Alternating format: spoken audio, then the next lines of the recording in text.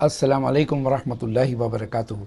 लो, एक और रमज़ान हमारी ज़िंदगी से गुज़र रहा है। तकरीबन जब ये वीडियो आप देखेंगे शायद गुज़र चुका होगा। हो सकता है शायद हमारे ज़िंदगी का आखिरी रमज़ान हो। सवाल ये होता है कि ईद हमारी कैसे गुजरेगी, और ये उन्वान पर बात होना बड़ा ज़रूरी है, बहुत बड़ी ज़रूरी है। वो इसलिए कि जब हम ईद मनाते हैं तो ईद भी अदा करने की सुन्नत होती है। हम ईद के दिन कपड़े पहनते हैं, ईदगाह में जाते हैं, ये सब एक सुन्नत इबादत की हो जाती है। लेकिन घर लौटने के बाद हमारी ईद कैसी होती है वो इम्पोर्टेंट है। क्या हम रिश्तेदारों को अच्छी तरह से मिलते हैं, या कतार रहमी कर कर जिनके साथ बिगाड़ हुआ है वो उस बिगाड़ को चालू रखते हैं। याद रहे, अल्लाह के रसूल सल्लल्लाहु अलैहि वसल्लम की हदीस है कि अल्लाह तमाम लोगों की मगफिरत करता है सिवाय के दो शख्स जो आपस में सुलह नहीं करते हैं। तो इस ईद के दिन अगर हम चाहते हैं कि हमारे रोजे का पूरा कॉम्पेंसेशन रिवॉर्ड हमें मिले, तो हमें चाहिए कि सिला रहमी को अपनाएं, ईगो को बाजू में रखें, और जिनके साथ हमारे ताल्लुक खराब है उनके साथ हम बातचीत करें। नंबर 2, क्या ईद हमने गुजारी मॉल में, फूड होम्स में, और साथ ही साथ हमारी जोहर असर मगरिब गायब हो गई? अगर ऐसा है तो भी शायद इसका मतलब ये भी होता है कि परहैप्स हमारे रमजान तकवे वाले नहीं थे, वरना ईद हमारी ज़ाया नहीं होती। ईद के दिन एक महीना मुसलसल 5 वक्त की नमाज मस्जिद में बाजमात पढ़ने के बाद अगर ईद के ही दिन हमारी जोहर असर मगरिब या ईशा अगर छूट जाती है, कज़ा हो जाती है, आउटिंग्स की वजह से, लेट नाइट्स की वजह से, पार्टीज की वजह से, महफिलों की वजह से, तो शायद हमारा रमजान वैसा नहीं था जैसे अल्लाह ताला को तलब है।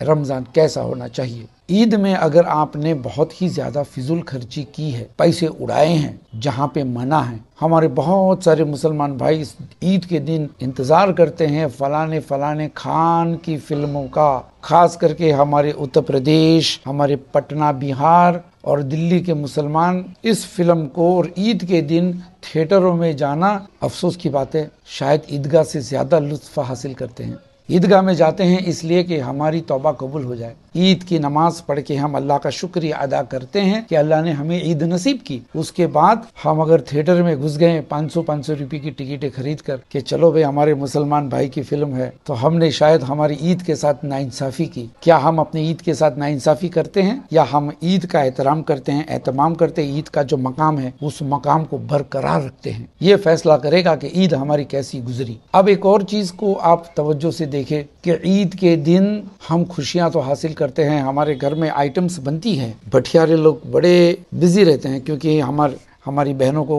काम नहीं करना है, मेहमान आते जाते हैं, समझ में आता है, बाहर से खाना आता है। लेकिन हमारे मोहल्ले में, हमारे इर्द गिर्द भी कुछ गरीब हैं जिनके घर पे ईद की खुशियां इतनी जोर और शोर से नहीं हुई जितना उसका पड़ोसी पैसे वाला कर रहा है। क्या जिम्मेदारी होती है हमारी? थोड़ा सा सालन, अल्लाह के रसूल सल्लल्लाहु अलैहि वसल्लम ने फरमाया पानी डालकर शोरवा और पतला करो, लेकिन पड़ोसी को महरूम मत रखो। और याद रखिए, पड़ोसी जो है ना, अगर हम कोई कॉलोनी में रहते हैं जहाँ पे सिर्फ बंगलोज हैं या अपार्टमेंट्स हैं, तो हम सोचेंगे भाई हमारे मोहल्ले में तो कोई गरीब नहीं है, पड़ोसी 40 घर इधर 40 घर उधर, सब पैसे वाले। तो आपको चाहिए थोड़ा सा केन में लेकर निकलें या टिफिन में लेकर निकलें, तलाश करें। जब कोई नेकी का इरादा करके मुसलमान घर से निकलता है, अल्लाह ताला उसको उस अमल तक पहुंचा देता है। यकीनन आपका खाना या आप उस शख्स तक पहुंच जाएंगे जो इंतजार कर रहा है अल्लाह के फजल का, जिसके बच्चे इंतजार कर रहे हैं अल्लाह के फजल का ईद के दिन। तो ये हो गई ईद के दिन जिम्मेदारियां।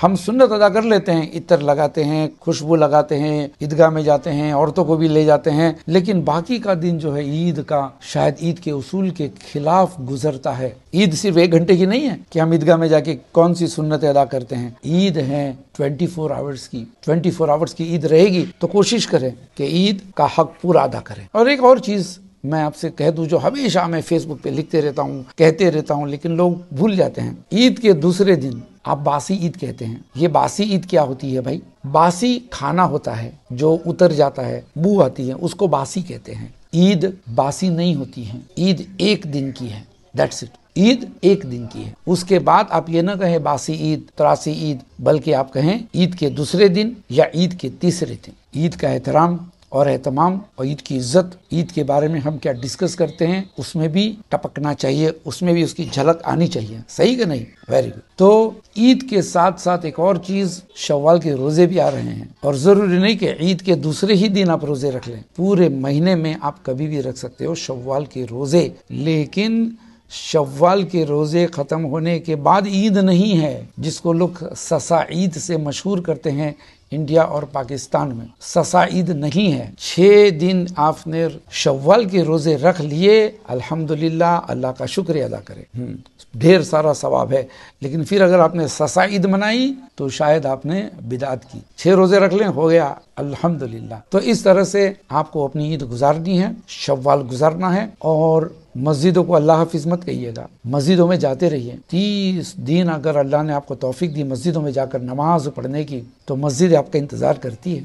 आप उस अच्छी आदतों को, उन अच्छी आदतों को बरकरार रखिए, मस्जिदों में जाइए 5 वक्त, और आने वाले महीनों तक अपने रमजान को कबूल होने की दुआ करें। इतना ओवर कॉन्फिडेंस मत रहना, ओवर कॉन्फिडेंट मत रहना कि भैया हमने तो रोजे रख ले, ईद मना ली, लैलतुल कदर में जाग लिया। सलफ जो हमसे बड़े अच्छे मुसलमान थे, रात रात भर कियामुल लैल करते थे, दिन भर कुरान पढ़ते थे, इसके बावजूद भी ईद के जाने के बाद महीनों तक, बाज़ रिवायतों में आता है 6 महीने तक अपना रमजान कबूल करने की दुआ करते थे। तब जाके मालूम पड़ा कि हमको रमजान के जाने का अफसोस हुआ, रमजान के जाने का दुख हुआ। तो ये नसीहत यही है आप लोगों को।